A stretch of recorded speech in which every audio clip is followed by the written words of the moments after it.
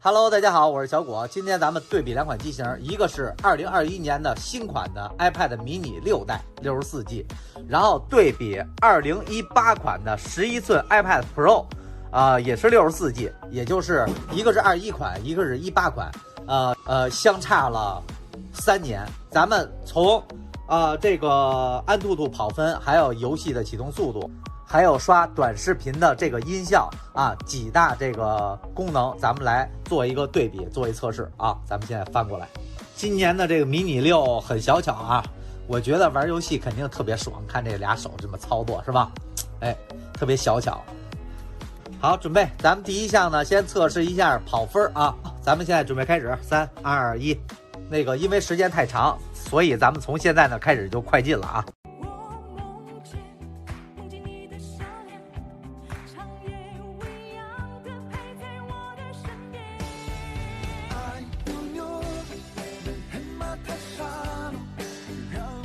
这个已经完成了，18款的11寸 Pro 已经完成了，是723553分 ，CPU 15万 ，GPU 30多万 ，OK， 同时开的啊，咱们等一等这个啊。迷你6是819983分，CPU 强啊 ，CPU A15 的还比这 A12X 的确实强了一些，这是20万，这边是15万。但是 GPU 两边差不多，这是37万，这个18款的是35万。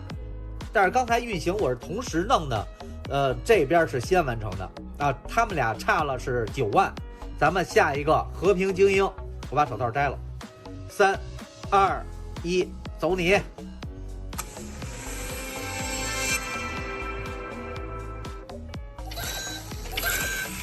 好，没差多少，没差多少时间。好，这也完成了。咱们再试一下这个短视频音效，咱们把这个声音调大一些。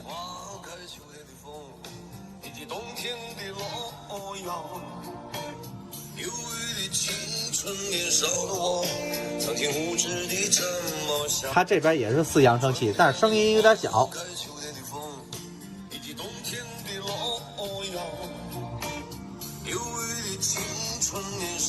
好，听这个。春天的花开，秋天的风，以及冬天的洛阳。忧郁的青春年少的我，曾经无知地这么想。春天的花开，秋天的风。哎，好了，咱们呢两款都是从跑分、游戏启动速度，还有这个短视频是这个音效效果啊，咱们都测试完了。咱们总结一下，其实小有小的好处，大有大的好处。有些人喜欢小的，必然就有一些人喜欢大的。